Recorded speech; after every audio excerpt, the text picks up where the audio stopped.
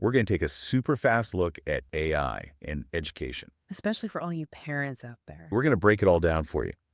Think of this as your cheat sheet for understanding what the AI buzz is all about. But your kids might even find it interesting too. They're probably hearing all about it at school. So we're going to give you a quick tour of how AI got started, where it is now, and maybe even a peek into the future of learning. All right, let's rewind a few years, back to 2018. That's when this thing called BERT came out. It was a big moment for AI. Yeah, it really was. Before BERT, AI was pretty good at recognizing words, but it couldn't really understand what they meant in context. It could see the words, but didn't get the meaning behind them. BERT changed all that. It was a huge step forward in how AI understands language. AI suddenly learned how to read between the lines, just like we do. It started to understand the nuances of language. Can you give us an example? Sure, think about the word bank. It could mean a place to keep your money or the edge of a river, right? Right. Two totally different meanings. BERT was able to figure out which meaning was intended based on the other words around it. That was a really big deal. Context is key. BERT was all about understanding language. What came after that? In 2019, we had GPT-2, and this one was all about showing off AI's creative side. It wasn't just about understanding, but creating as well. GPT-2 could actually generate text. It could write stories, poems, even news articles. It was pretty mind-blowing at the time. So that's when people really started to see the potential for AI in education, right? The possibilities started to become really clear. I can imagine. So we've gone from understanding language to creating it. What's next in this AI journey? Then things really went into overdrive with GPT-3 in 2020. This was a massive jump forward for AI. So GPT-3 was a game changer. It was huge, going from a tiny little schoolhouse to a giant university campus. So what could GPT-3 do that was so special? Oh man, all sorts of things. It could write essays, answer complex questions, even translate languages. It was a massive leap in AI capabilities. So AI could actually generate really high-quality educational content. People were blown away by what it could do. Around the same time as GPT-3, we started to see these multimodal AI models emerge. Multimodal, huh? That sounds pretty fancy. It is. Multimodal just means that AI can understand and work with more than just text. It can handle images, audio, even videos. So wait, AI that can look at a picture and actually understand what it's seeing? Right. That's wild. Think about how much more engaging learning can be when it's not just about reading text. You've got images, sounds, maybe even interactive virtual environments. That's the power of multimodal AI. That's pretty amazing. So where did these multimodal models come from? Was there like a sudden breakthrough or did they evolve gradually?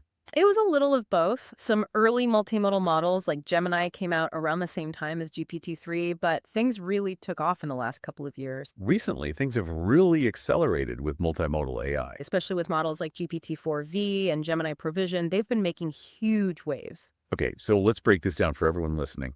What can these multimodal models actually do that's relevant to education? Imagine a tutor, an AI tutor, that can explain a concept to a student, not just with words, but also by showing them a diagram, maybe a video.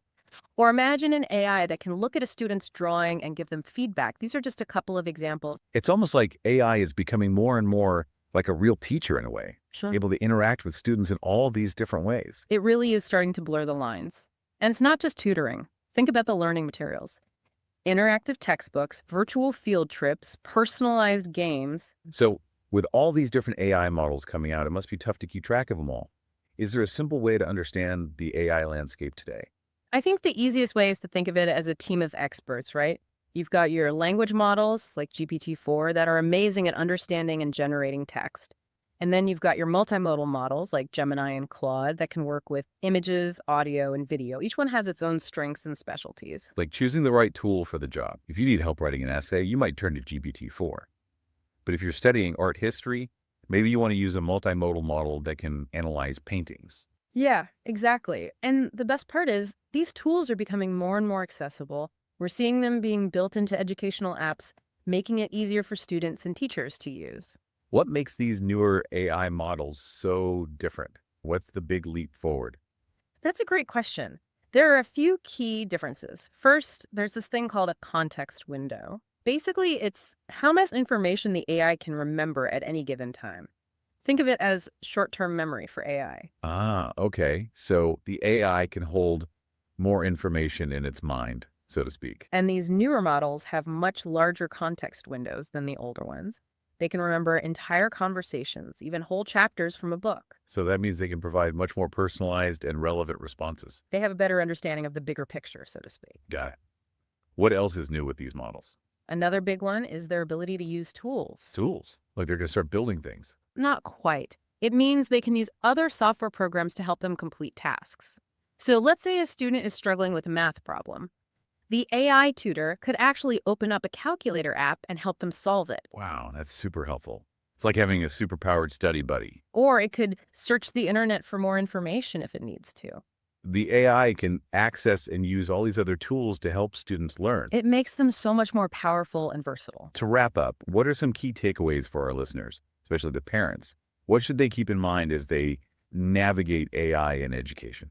I think one of the most important things to remember is that AI isn't some magic solution. It's a tool, a really helpful one, but it's not a replacement for good teaching, for parents being involved, or for kids just loving to learn. We can't just expect AI to solve every problem in education. What can parents do to be proactive, to make sure AI is actually benefiting their kids? I'd say stay informed. Know what's happening in your child's school.